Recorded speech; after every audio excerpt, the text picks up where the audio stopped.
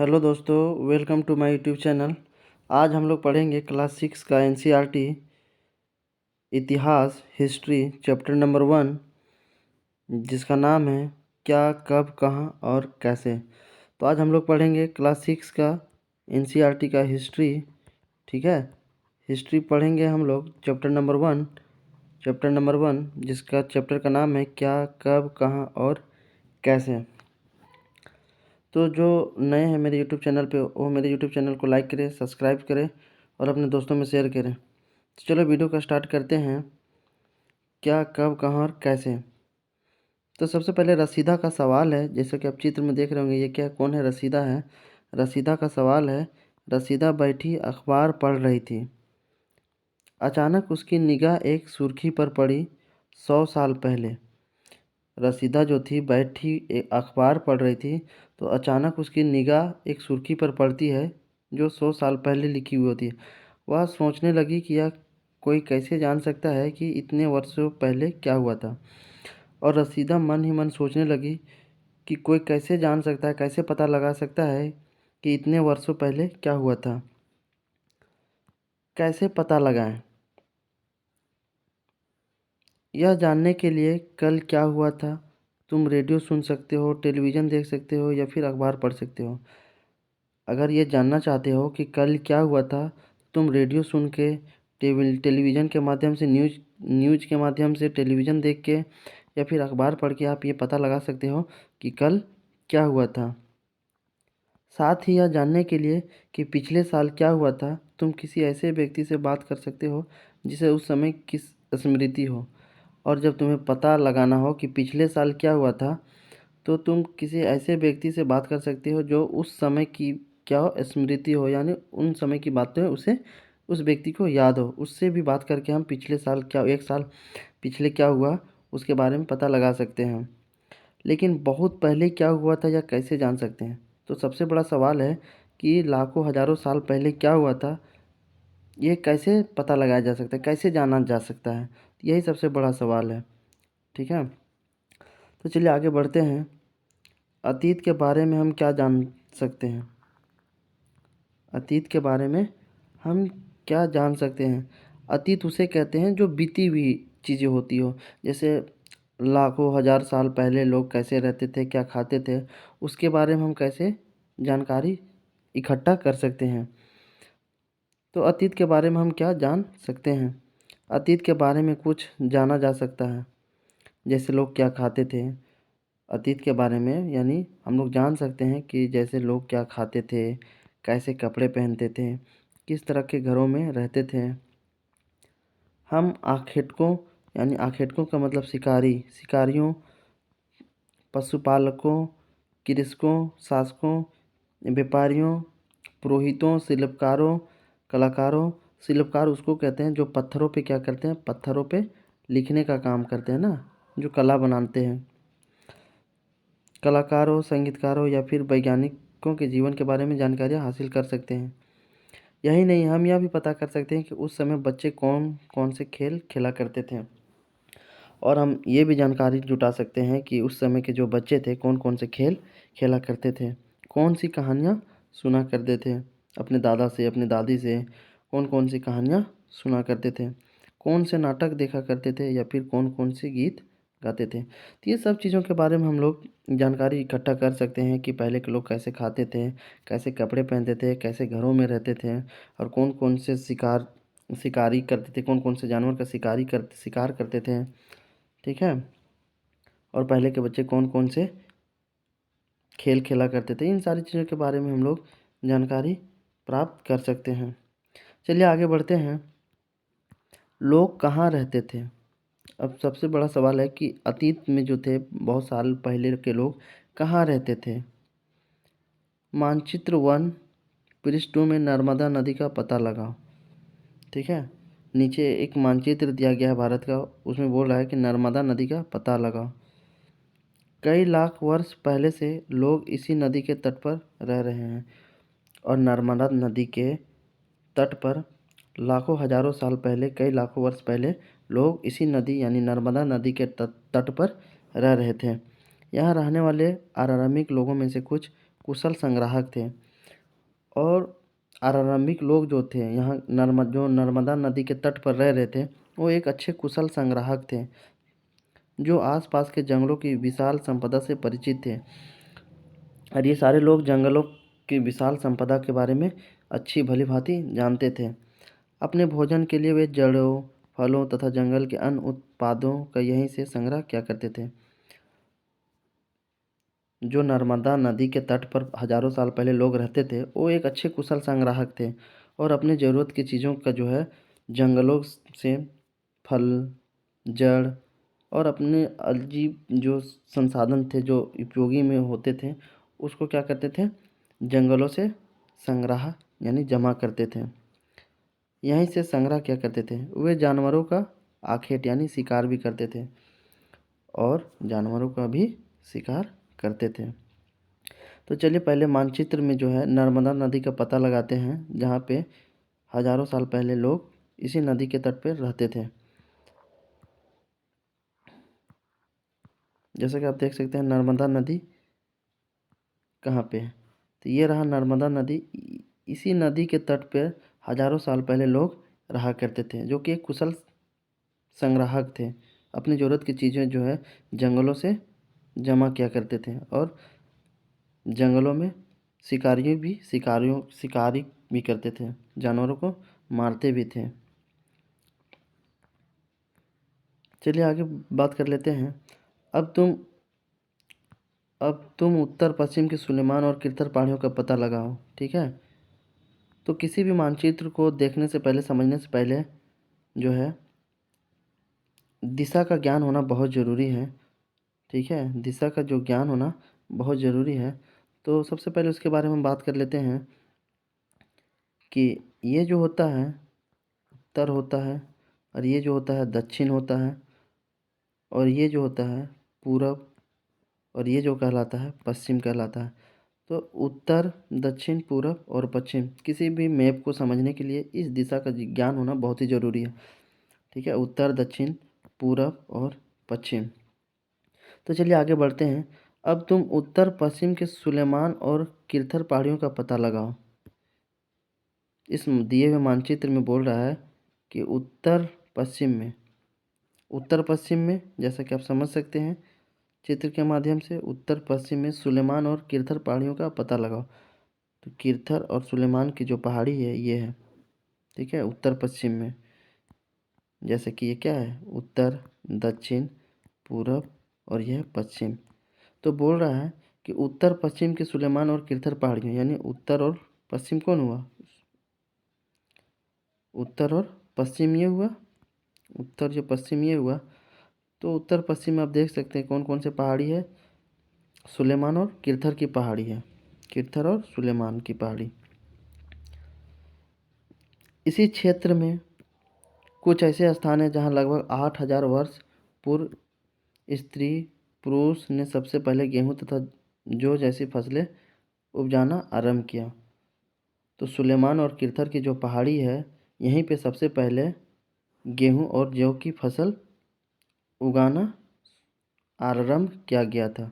तो सबसे इम्पोर्टेंट चीज़ ये है, इम्पोर्टेंट बात ये याद रखना है, कभी कभी सवाल पूछ ले जाते हैं कि कौन सा ऐसा जगह है, कौन सा ऐसा पहाड़ है जो गेहूं और जौ की फसल सबसे पहले उपजाना आरंभ किया गया था। तो कौन से पहाड़ थे, वो थे सुलेमान और किरथर पहाड़ियों में, ठीक है।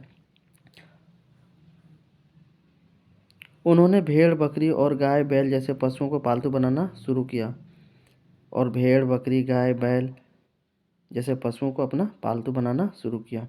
ये लोग गांवों में रहते थे। उत्तर पूर्व में गारो तथा मध्य भारत में विंध्य पहाड़ियों का पता लगाओ। अब बोल रहा है कि उत्तर पूर्व, यानी उत्तर पूर्व जैसे कि ये क्या हो गया, उत्तर, दक्षिण, पूरब और पश्चिम। तो पता लगाना हमें उत्तर पूर्व में, यानी उत्तर पूर्व में गारो तथा मध्य भारत में विंध्य पहाड़ियों का पता लगाओ। तो चलिए पता लगाते हैं गारो का, ठीक है। तो गारो की पहाड़ियाँ जैसा कि आप देख सकते हैं, ठीक है, उत्तर और पूरब में। और मध्य में देख सकते हैं विंध्य पहाड़ियाँ कहाँ पे हैं, नर्मदा नदी के बगल में विंध्य पहाड़ियाँ। ठीक है। तो हम लोगों ने पता लगा लिया गारो और मध्य भारत के मध्य में विंध्य पहाड़ियाँ कहाँ पे हैं भारत के मानचित्र में। और ये कुछ ऐसे क्षेत्र थे जहाँ कृषि का विकास हुआ।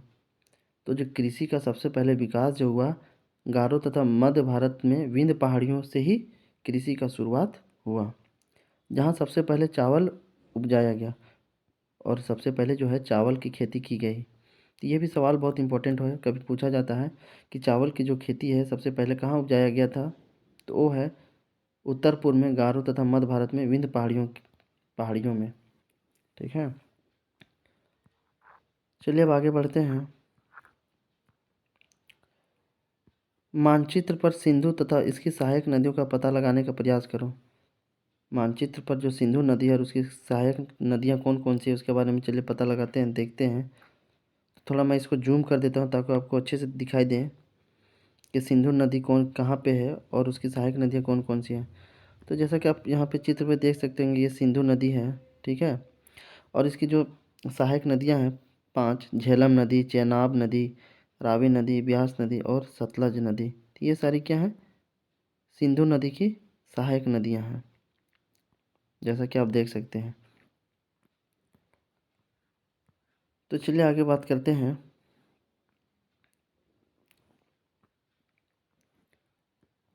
सहायक नदियाँ उन्हें कहते हैं जो एक बड़ी नदी में मिल जाती है। सहायक नदियाँ वो नदियाँ होती है जो छोटे छोटे नदी एक बड़े नदी में मिल जाती है, उसे क्या कहते हैं, सहायक नदी कहते हैं। लगभग 4700 वर्ष पूर्व यानी 4700 साल पहले इन्हीं नदियों के किनारे कुछ आरंभिक नगर फले फूले और 4700 साल पहले सिंधु नदी के किनारे जो ही है कुछ नगर जो है धीरे धीरे बसना फलना फूलना स्टार्ट हो गया। गंगा व इसकी सहायक नदियों के किनारे तथा समुद्र तटवर्ती इलाके में नगरों का विकास लगभग 2500 वर्ष पूर्व हुआ। और और इसकी जो सहायक नदी है सिंधु की जो एक सहायक नदी है,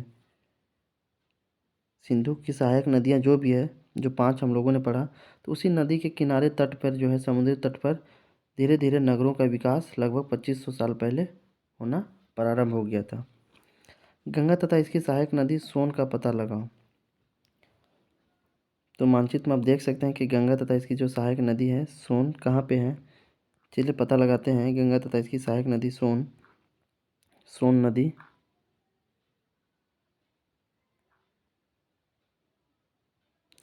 तो जैसे देख सकते हैं आप ये गंगा नदी है और इसकी जो सहायक नदी है सोन नदी।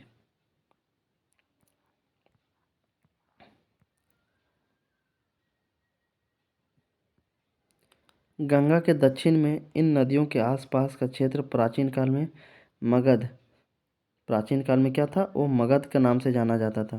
गंगा का जो दक्षिण वाले इलाके थे, ठीक है, दक्षिण में जो इन नदियों के आसपास का जो क्षेत्र था इलाका था वो प्राचीन काल में मगध के नाम से जाना जाता था, जो कि वर्तमान में बिहार में है।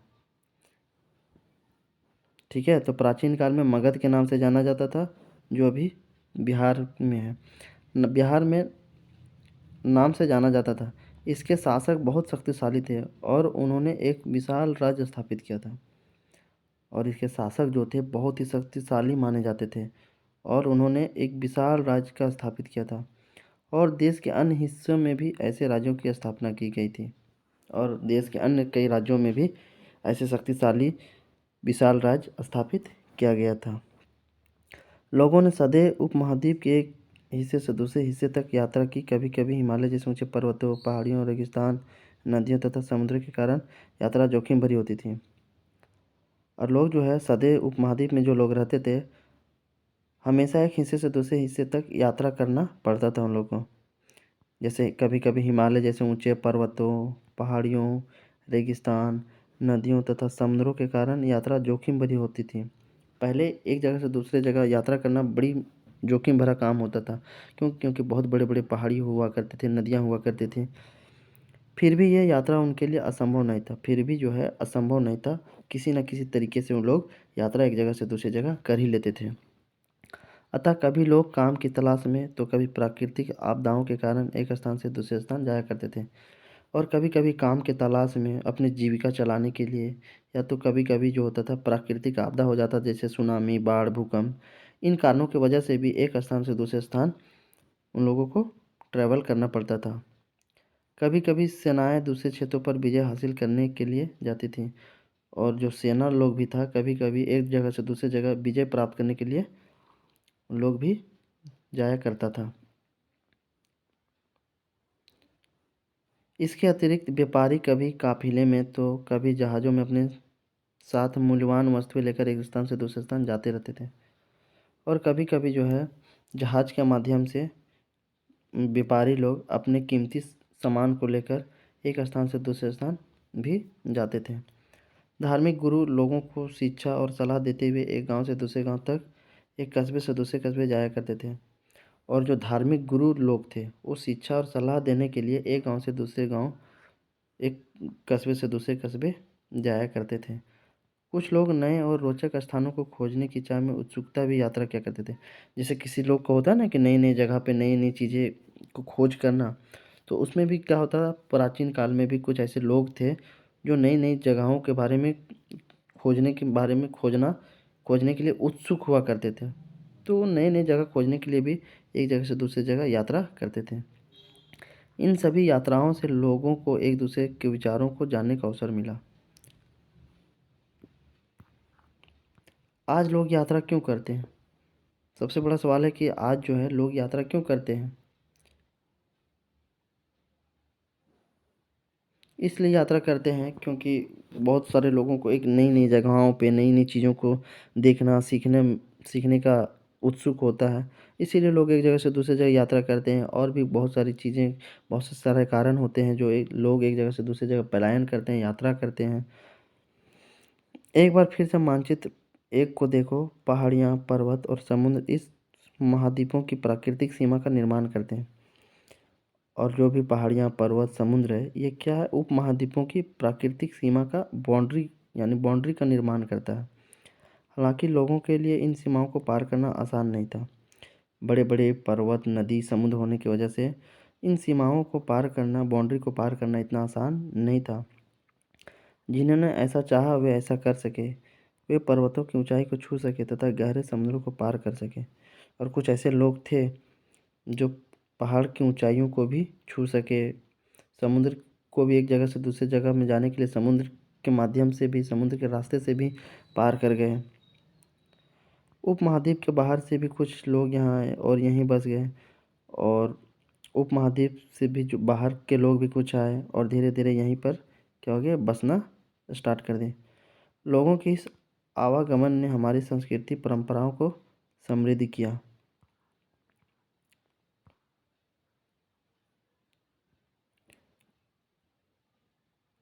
कई सौ वर्षों से लोग पत्थर को तराशने, संगीत रचने और यहाँ तक कि भोजन बनाने के नए तरीकों के बारे में एक दूसरे के विचारों को अपनाते रहे हैं। और कई सौ वर्षों से पहले लोग पत्थर को कैसे तराशना है, वहाँ पे कैसे पत्थरों पे तराश के लिखा जाता था, संगीत रचने और यहाँ तक कि भोजन कैसे बनाया जाता है। तो इन सारे तरीकों के बारे में एक दूसरे के विचारों को अपनाते रहे हैं। अब आगे बात कर लेते हैं देश का नाम। ठीक है, देश का नाम। अपने देश के लिए हम प्रायः इंडिया तथा भारत जैसे नामों का प्रयोग करते हैं। इंडिया शब्द इंडस से निकला है।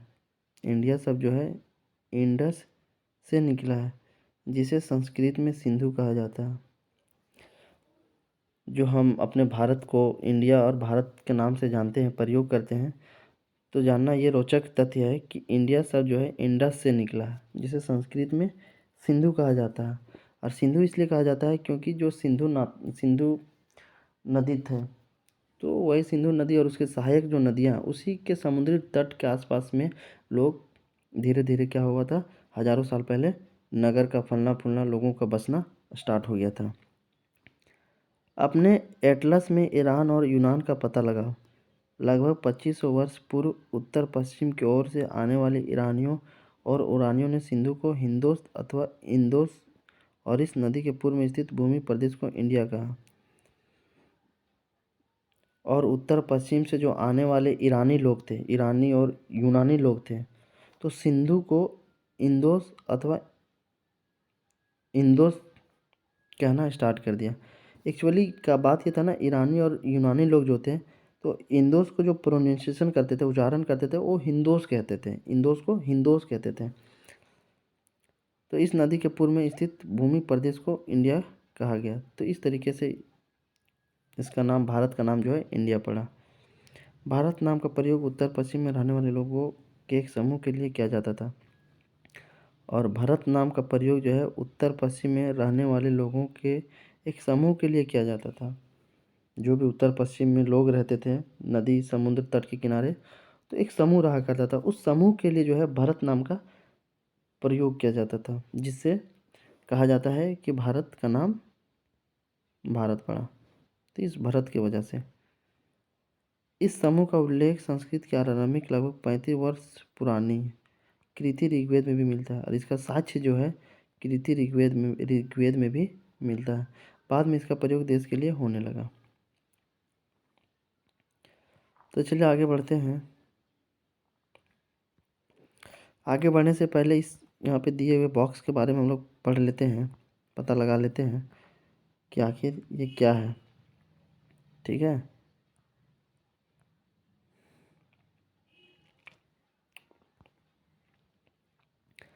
ताड़ पत्तों से बनी एक पांडुलिपि का एक पृष्ठ। ठीक है।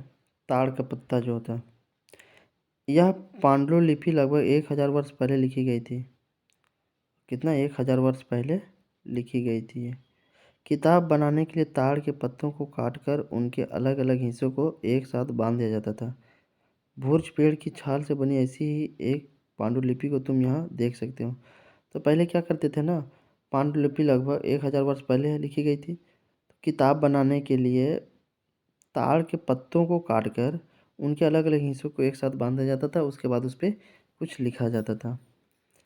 और जो भुर्ज का पेड़ का छाल होता था, उसको छाल को छील करके उसमें लिखा जाता था। एक पांडुलिपि को तुम यहाँ जैसे कि देख सकते हो चित्र में, जैसे कि ये देख सकते हो। तो ये क्या है? भुर्ज पेड़ की एक छाल है। ये क्या है? छाल है, क्योंकि छाल को काट करके उसके ऊपर एक कितनी सुंदर अक्षरों में पहले के लोग लिखा करते थे। ठीक है। अतीत के बारे में कैसे जाने? अतीत के बारे में कैसे जाने? अतीत की जानकारी हम कई तरह से प्राप्त कर सकते हैं। इनमें से एक तरीका अतीत में लिखी गई पुस्तकों को ढूंढना। ठीक है।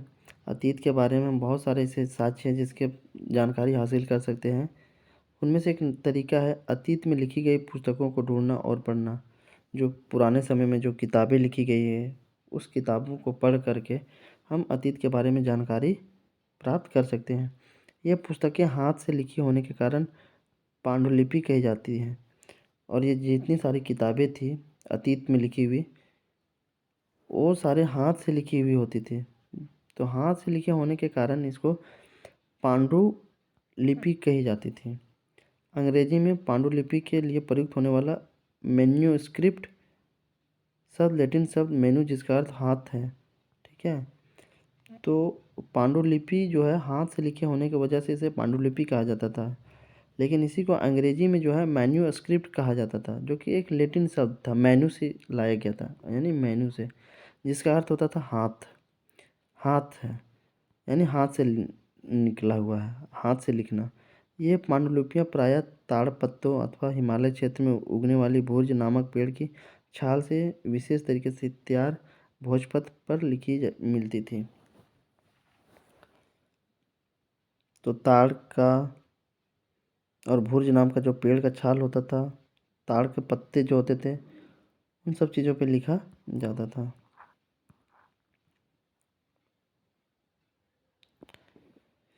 इतने वर्षों में इनमें से कई पांडुलिपियों को कीड़ों ने खा लिया। सही बात है, कई साल पहले की बात है, तो इन पांडुलिपियों को कीड़ों ने खा लिया।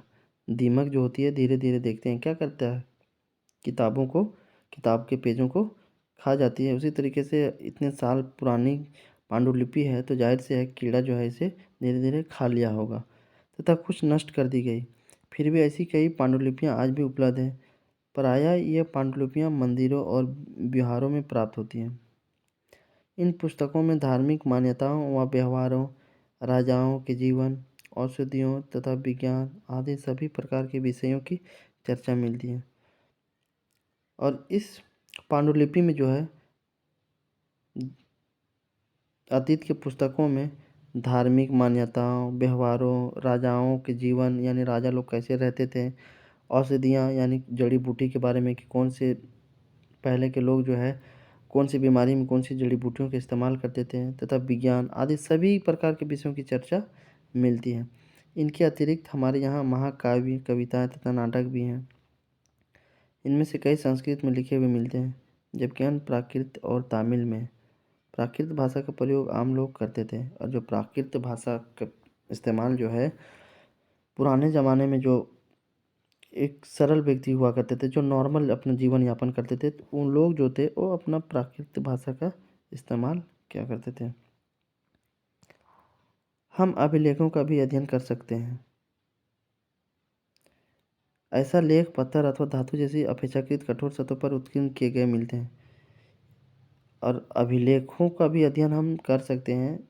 और ऐसे लेख जो होते थे अक्सर कठोर चीज़ों पे लिखे होते थे, जैसे पत्थर, धातु जैसी जैसे चीज़ें कठोर सतह पे उत्कीर्ण यानी खदेड़-खदेड़ के खदेड़-खदेड़ को क्या किया जाता था, लिखा जाता था। तो पत्थरों पे लिखने का एक ये बेनिफिट था, ये फ़ायदा था कि इसे दीमक नहीं खाते थे और लंबे समय तक सूचनाएँ जो है लिखी हुई रहती थी। और पहले क्या होता था जो कि जैसे आप लोगों ने देखा कि जो पत्तों पे लिखा जाता था छा तो उसमें क्या होता था ना, कीड़े खा जाते थे और नष्ट हो जाती थी। लेकिन लेख जो है पत्थरों पे लिखने की वजह से कठोर धातु की सतह पे लिखने पर क्या होता था, ये लंबे समय तक बने रहते थे। कभी-कभी शासक अथवा अन्य लोग अपने आदेशों को इसी तरह उत्कीर्ण करवाते थे। और कभी-कभी जो शासक थे, राजा थे, वो अपने आदेश को इसी तरह पत्थरों पे उत्कीर्ण करवाते थे, ताकि लोग उन्हें देख सकें, पढ़ सकें तथा उनका पालन कर सकें। कुछ अन्य प्रकार के अभिलेख भी मिलते हैं जिनमें राजाओं तथा रानियों सहित अन्य स्त्री पुरुषों ने भी अपने कार्यों के विवरण उत्कीर्ण करवाए हैं। और भी कई ऐसे अभिलेख मिलते हैं जिनमें राजा तथा रानी अपने-अपने कार्यों का, अपने-अपने कामों का विवरण लिखवाए हैं। उदाहरण के लिए प्रायः शासक लड़ाइयों में अर्जित विजयों का लेखा-जोखा रखा करते थे। और ज़्यादातर जो शासक राजा लड़ाई करते थे और जिसमें विजय प्राप्त होता था, तो उन सारे विजयों का लेखा-जोखा यानी नाम जो है पत्थरों में लिखा करते थे ताकि लंबे समय तक रहे।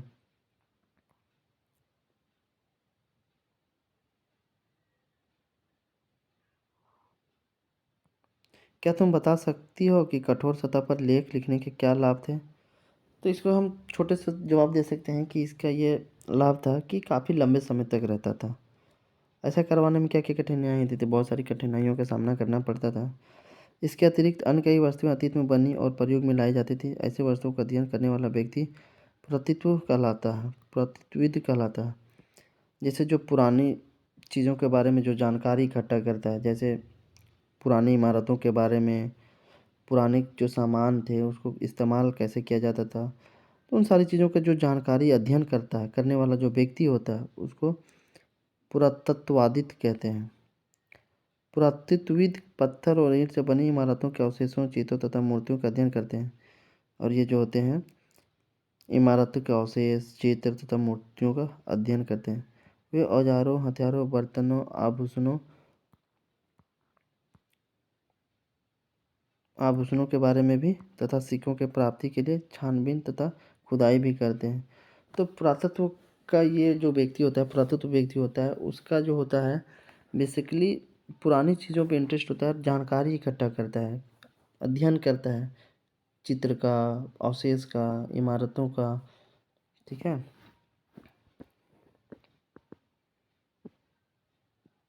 इनमें से कुछ वस्तुएं पत्थर, पक्की मिट्टी तथा कुछ धातु की बनी हो सकती है। ऐसे तत्व कठोर तथा जल्दी नष्ट नहीं होते हैं। जो धातु की बनी हुई वस्तुएं होती हैं और पक्की मिट्टी की जो बनी होती है वैसी वस्तु जल्दी नष्ट नहीं होती है।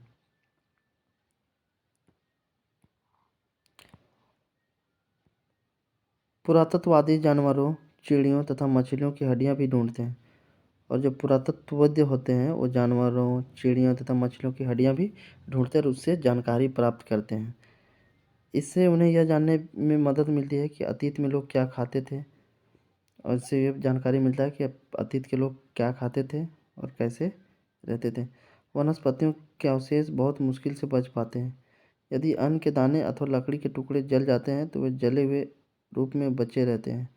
क्या पुरातत्व को बहुधा कपड़ों के अवशेष मिलते होंगे? तो आप इस कमेंट में बताएं इसके बारे में। पांडुलिपियों, अभिलेखों तथा पुरातत्व से ज्ञात जानकारियों के लिए इतिहासकार प्रायः स्रोत शब्द का प्रयोग करते हैं। जो पांडुलिपियों, अभिलेख तथा पुरातत्व से जो जानकारी प्राप्त करते हैं इतिहासकार, उसके लिए प्रायः स्रोत शब्द का इस्तेमाल करते हैं।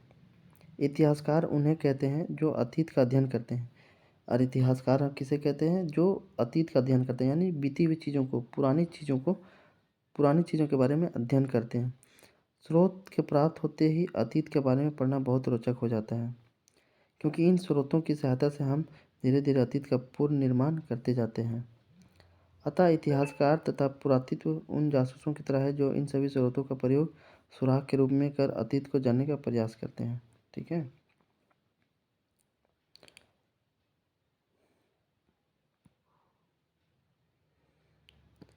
अतीत एक या अनेक? क्या तुमने इस पुस्तक का शीर्षक हमारे अतीत पर ध्यान दिया?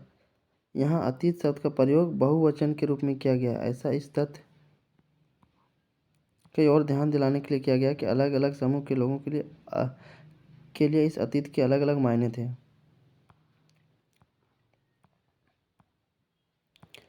अब आगे बात कर लेते हैं तिथियों का मतलब।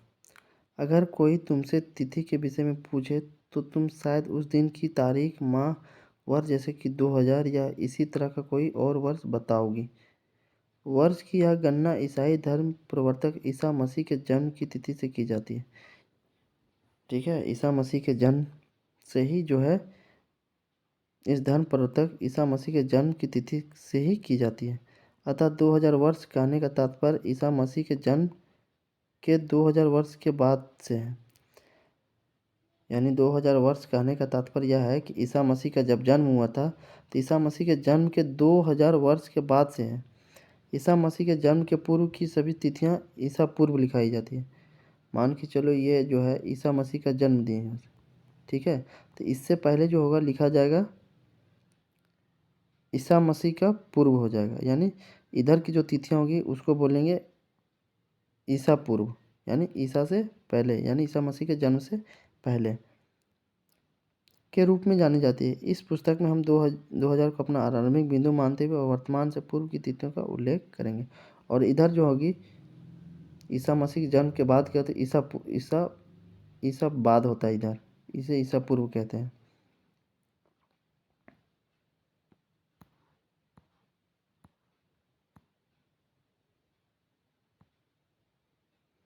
जैसा कि यहाँ पे आप बॉक्स में देख सकते हैं इतिहास और तिथियाँ। अंग्रेजी में बीसी, हिंदी में ईसा पूर्व कहते हैं। का तात्पर्य बिफोर क्राइस्ट यानी ईसा पूर्व होता है। कभी कभी तुम तिथियों से पहले एडी यानी हिंदी में ई लिखा पाती हो, या एनो डोमिनी नामक दो लैटिन शब्दों से बना है, तथा इसका तात्पर्य ईसा मसीह के जन्म के वर्ष से है। कभी कभी एडी की जगह सी तथा बीसी की जगह बीसीई का प्रयोग होता है। सीई अक्षरों का प्रयोग कॉमन एरा तथा बीसीई का बिफोर कॉमन एरा के लिए होता है। हम इन शब्दों का प्रयोग इसलिए करते हैं क्योंकि विश्व के अधिकांश देशों में अब इस कैलेंडर का प्रयोग समान हो गया। भारत में तिथियों के इस रूप का प्रयोग लगभग 200 वर्ष पूर्व आरंभ हुआ था। इस तरीके से ये जो चैप्टर था एंड हो गया। आई होप आप लोगों को अच्छे से समझ में आ गया होगा। हम लोगों ने पूरा एनसीईआरटी का एक एक पॉइंट को हम लोगों ने डिस्कस किया। तो फिर मिलते हैं नेक्स्ट वीडियो में, तब तक के लिए बने रहें। अगर नए हैं तो मेरे यूट्यूब चैनल को सब्सक्राइब करें, शेयर करें, लाइक करें। Thanks for watching. जय हिंद।